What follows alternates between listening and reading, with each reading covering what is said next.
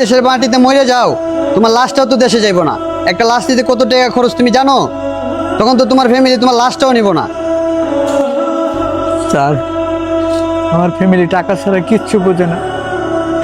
আমার লাশও যাইব না বাড়িতে, সব সময় টাকার কথা কয়। আমি অসুস্থ, একবার আমার কথা জিজ্ঞেস করে না।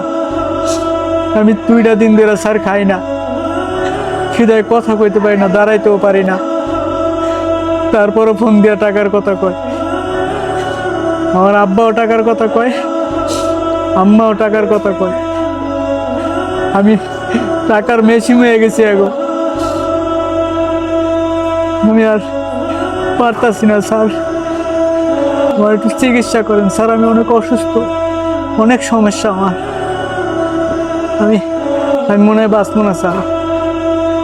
আমার একটু বাপ মারে বুঝায় একটু বাড়িতে পাঠায় দেন না স্যার। আমি নিঃশ্বাস নিতে কষ্ট হয়ে যায়। আমি আর এই বিদেশে কাজ করতে পারবো না স্যার। আমার জানটা চলে না স্যার। আমার ফ্যামিলির একটু বুঝায় কন, খালি টাকার কথাই কয়। আমার কাছে ভাত খাওয়ার টাকাও নাই, তারপর আজকে আমার কয় 20,000 টাকা দিতে, দাওয়াতে যাইব।